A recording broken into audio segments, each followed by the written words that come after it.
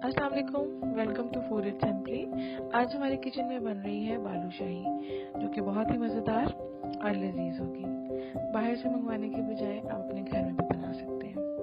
इसके लिए सबसे पहले मैंने लिया 1.5 कप मैदा, जायफल पाउडर, घी इस्तेमाल किया 2 से 3 टेबल स्पून, और उसके अलावा बाकी इंग्रेडिएंट्स ऑयल और दही यूज़ हुआ। और शीरा बनाने के लिए मैंने इसमें 1 कप लिया। सबसे पहले शीरा बनाएंगे, उसमें सबसे पहले मैंने 1 कप लिया।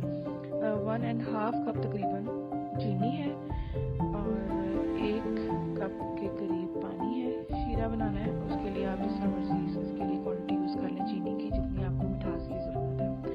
इसके बाद मैंने इसके अंदर फूड कलर ऐड किया है। आप नहीं भी ऐड करेंगे तो कोई फ़र्क नहीं पड़ता, मुझे क्योंकि डार्क कलर पसंद था इसलिए मैंने इसमें फूड कलर ऐड कर लिया।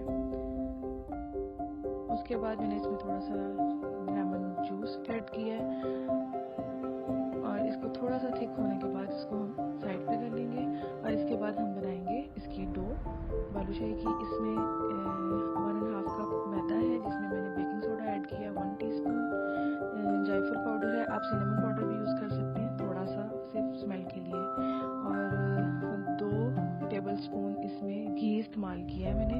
आप ऑयल भी यूज़ कर सकते हैं और घी भी यूज़ कर सकते हैं। इसके बाद हम इसको हाथ से मिक्स कर लेंगे अच्छे तरीके से, और फिर इसमें 3.5 टेबल स्पून मैंने इसमें दही ऐड किया है और इसकी हम अच्छे से डो बना लेंगे। और इसके अंदर फिर तकरीबन 1/4 कप जो है वो पानी डलेगा, जो हम थोड़ा थोड़ा करके ऐड करेंगे और इसकी डो को अच्छे तरीके से गूंद लेंगे। अच्छे से गूंदने के बाद इसको मैंने तकरीबन 10 से 15 मिनट के लिए ढाँप के रख दिया ताकि ये एक जैसी बराबर हो जाए। थोड़ा सा पानी और ऐड किया ताकि ये डो सही बन जाए। अभी ये देखिए ये टूटी टूटी सी है। जब ये यकजान हो जाएगी इसको 10 से 15 मिनट के लिए रखना है। उसके बाद इसको हमने छोड़ देना है और फिर हम इसको 10 से 15 मिनट बाद देखेंगे। और ये देखिए अब तकरीबन ये हाथ को ऑयल लगा के मैंने इसको दोबारा से सेट किया है और ये देखें ये तकरीबन सही हो चुकी भी है। अब इसको यहाँ पे मैंने ऑयल लगा के इसकी अब हमने लेयर्स बनानी है। बालूशाही की जो होती है वो अंदर लेयर्स होती हैं, वो हमने इसकी आहिस्ता आहिस्ता भून के इसको थोड़ा हाथों से बेल के इसकी अब हमने लेयर्स बनानी है। 5 से 6 जब इसकी लेयर्स बन जाएंगी तो फिर हम इसको अच्छे तरीके से रोल करके हाथों से बराबर रोल करने के बाद इसको हम काट लेंगे।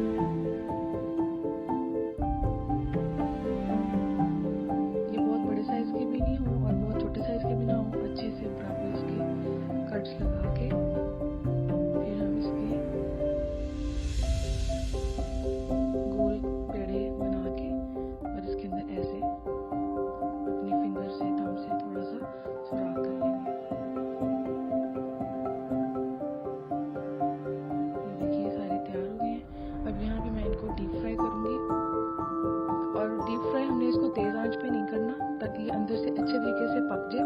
हल्की आंच पे इसको हमने डीप फ्राई करना है। जब इसका कलर तकरीबन ब्राउन हो जाएगा, जब अंदर से अच्छी तरह पक जाएंगे तो फिर हम इसको यहाँ से निकाल लेंगे। ये देखिए हल्की आंच पे इसको 10 से 15 मिनट तक इसको हमने फ्राई करना है ताकि ये अंदर से अच्छी तरह पक जाए।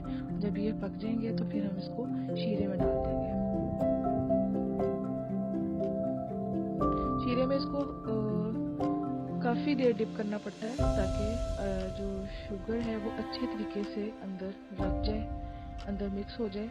जब वो अच्छे तरीके से अंदर चली जाती है तो फिर ही मिठास आती है। अगर हम इसको 10 से 15 मिनट के लिए रखेंगे तो कभी भी उस तरीके से मीठा नहीं होगा।